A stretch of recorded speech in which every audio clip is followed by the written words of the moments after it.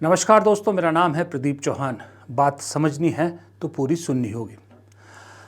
दोस्तों, जो एक वो है ना, जिम्मेदारी और जवाबदेही, रिस्पॉन्सिबिलिटी और अकाउंटेबिलिटी, ये जो दो शब्द कांग्रेस ने जोड़े हैं ना, और इनको चस्पा किया है और इनको सीरियसली लागू करने की जब से कांग्रेस ने बात की है, तब से कांग्रेस में बहुत से पदों में बैठे लोग अब काम सच में करने लगे हैं।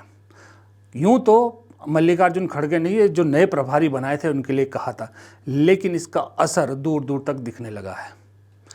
देश में इस वक्त कांग्रेस की 3 सरकारें हैं। तीनों सरकारों पर आरोप लग रहे थे कि दावे बड़े बड़े किए थे, किया कुछ नहीं। राहुल गांधी कहते कुछ हैं, उनकी सरकारें कुछ करती हैं। लेकिन अब ये तीनों सरकारें मुझे फिलहाल के आज के उसमें तीनों मुख्यमंत्री राहुल गांधी की लाइन पर चलते हुए नजर आ रहे हैं। शायद इसलिए कि हाईकमान ने अपनी कमान दिखानी शुरू की है, तो उन्हें कहीं ना कहीं थोड़ा सा डर सताने लगा है, या सच में पार्टी ने एक क्लियरिटी की है, साफ कहा है कि आपको ये करना पड़ेगा। तो तीनों राज्यों के मुख्यमंत्री अपने वादों को पूरा करने में और राहुल गांधी के वादों को पूरा करने में जुट गए हैं। अब कल हिमाचल प्रदेश में बजट पेश किया मुख्यमंत्री सुखविंदर सिंह सुक्खू ने तीसरी बार। आपको मालूम है, हिमाचल में जो जीत हुई थी कांग्रेस की, उसके पीछे 2 बड़े कारण थे। एक था कर्मचारियों को ओल्ड पेंशन स्कीम, वो उन्होंने लागू कर दिया, और दूसरा था महिलाओं को 1500 रुपये जो दिया जाना था, जो अभी तक ढंग से लागू नहीं हुआ। अभी तक जो हिमाचल में 1500 रुपये महिलाओं को मिलता, बड़े स्कैटर्ड तरीके से मिलता है, ट्राइबल एरियाज़ में मिलता है, उसमें मिलता है। लेकिन जब वादा किया गया था तो कहा था कि सभी महिलाओं को मिलेगा। अब कल सुक्खू सरकार ने ऐलान किया है कि ये जो 1500 रुपये वाला स्कीम है, अब हर उस लड़की पर भी लागू होगा जो इस एक साल में, मतलब 1 जनवरी 2025 से 1 जनवरी 2026 के बीच 21 साल उम्र जिसकी हो जाएगी, उस हर लड़की को 1500 रुपये मिलेगा। साथ ही उस हर महिला को मिलेगा जो दूसरों के घरों में काम करके गुजारा करती है, और उनकी बेटी को भी मिलेगा, जो पात्र बेटी होगी, जिसकी उम्र होगी, उन्हें भी ये पैसा मिलेगा। यानी कि अगर कोई काम करती है दूसरों के घरों में, उसकी बेटी 21 साल 18 साल से ऊपर की है, तो उन्हें पैसा मिलेगा ही। 18 से 59 साल में ये लागू होना था। तो कम से कम अभी चलिए माना पूरा लागू नहीं किया, पर कुछ तो आगे बढ़ा, कुछ तो जो है वादा पूर्ति की तरफ जा रहे हैं। फाइनेंशियल क्राइसिस हिमाचल में है, इसमें भी कोई शक नहीं है। फाइनेंशियल क्राइसिस को उबारने के लिए भी कल के बजट में मुख्यमंत्री ने बहुत सारी चीज़ें जो है वो दावा किया है, बहुत सारे वादे किए हैं। दूसरी तरफ तेलंगाना में जो है वो कांग्रेस की सरकार ने, रेवंत रेड्डी ने, आपको पता है, जातिगत जनगणना भी कराई। अब ओबीसी के लिए 40% रिजर्वेशन का भी एक जो है प्रावधान करने की उन्होंने ऐलान किया है। वहाँ पर जातिगत जनगणना, और उसके बाद जो राहुल गांधी का कहना है कि जिसकी जितनी आबादी उसका उतना हक, उस पर काम शुरू कर दिया है। तीसरी तरफ कर्नाटक ने भी जातिगत जनगणना के बाद इस फार्मूले पर जो जातीय समीकरण और जिसका जितनी आबादी उतने हक, इसको लागू करने के लिए काम शुरू कर दिया है। इस पर काफ़ी हद तक आगे बढ़ गई है सरकार। तो कम से कम कहने का मतलब यह है कि ये तीनों कांग्रेस सरकारें जो अभी तक जीतने के बाद डाइवर्ट हो रही थी, मतलब हाईकमान या राहुल गांधी की बातों को लगता था कि सीरियसली नहीं ले रही, लेकिन अब मुझे उनकी लाइन पर फॉल करते हुए नज़र आ रहे हैं।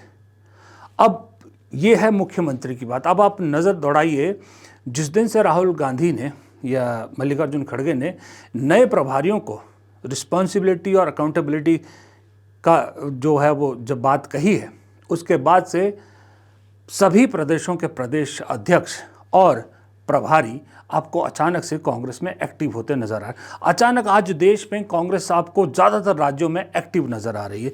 कहीं प्रदेश अध्यक्ष जो है वो पैदल यात्राएं कर रहे हैं, कहीं के प्रदेश अध्यक्ष जो है बैठकें कर रहे हैं, प्रभारी हर प्रदेश में जाके बैठकें कर रहे हैं, अपने अपने प्रदेश में जाके। पंजाब में आप देखिए बैठकों का दौर चल रहा है, उड़ीसा में यात्रा और बैठकों का दौर चल रहा है, महाराष्ट्र में यात्रा चल रही है, राजस्थान में यात्राओं का दौर चल रहा है, बैठकों का दौर चल रहा है, माफ़ कीजिएगा, मध्य प्रदेश में बैठकों का दौर चल रहा है, असम में चल रहा है। जहां आप देखिए, जहां नज़र दौड़ाइए, वहीं आपको कांग्रेस फिलहाल एक्शन मोड में नज़र आ रही है।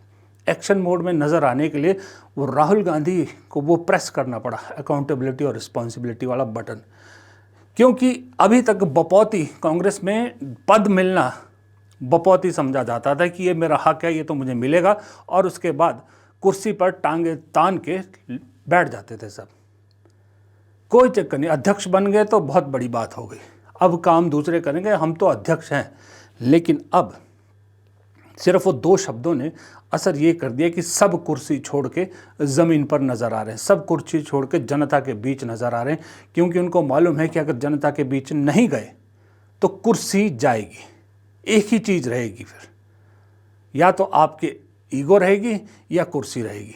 तो कुर्सी बचाए रखनी है तो ईगो छोड़िए, जनता के बीच जाइए, जनता की बात सुनिए और फीडबैक दीजिए, उस पर काम कीजिए। ये असर पड़ा है उन 2 शब्दों से। इसलिए मैंने उस दिन भी कहा था कि काश ये 2 शब्द 2014 में जब पहली बार चुनाव हारे थे उसके बाद ही कह दिए होते, तो आज कांग्रेस में स्थितियां इसके मुकाबले कहीं बेहतर होती। शायद बहुत से चेहरे जो कांग्रेस छोड़ के गए भी हैं वो भी ना जाते। जी हाँ, वो भी ना जाते शायद, मेरा ये मानना है। लेकिन चलो वो चले भी जाते तो कांग्रेस कम से कम बेहतर स्थिति में होती। आपने लोकसभा चुनाव जीता, अच्छा जीता नहीं, लोकसभा चुनाव में आपने अच्छा परफॉर्म किया, 99 सीट जीत गए आप। अगर आप पप्पू यादव और महाराष्ट्र वाले इंडिपेंडेंट को मिला लीजिए तो 101 का तड़का आपने लगाया, शगुन लगाया 101 का। लेकिन विधानसभा चुनाव आप जीते जिताए विधानसभा चुनाव हार रहे हैं। ये रिस्पॉन्सिबिलिटी और अकाउंटेबिलिटी वाला पहले लागू कर दिया गया था, ये रूल सीरियसली लागू कर दिया गया होता तो शायद आज बहुत से राज्यों में कांग्रेस की सरकार होती। खैर, देर आए दुरुस्त आए। लेकिन अब क्योंकि चुनाव का फिर से एक बार सिलसिला शुरू होने वाला है, बिहार, तमिलनाडु, असम, केरल, इन सब में, उसके बाद फिर पंजाब, हिमाचल, उत्तराखंड, ये सब आने हैं, बारी बारी से नंबर आना है।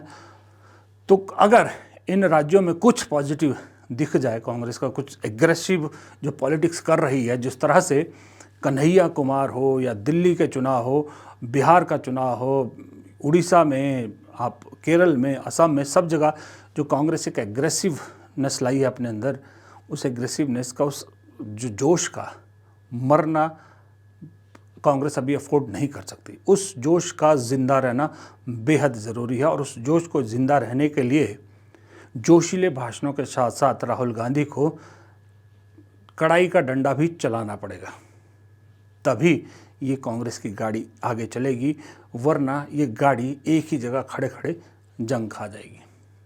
फिलहाल इस वीडियो में इतना ही। प्रदीप चौहान को दीजिए इजाज़त। नमस्कार।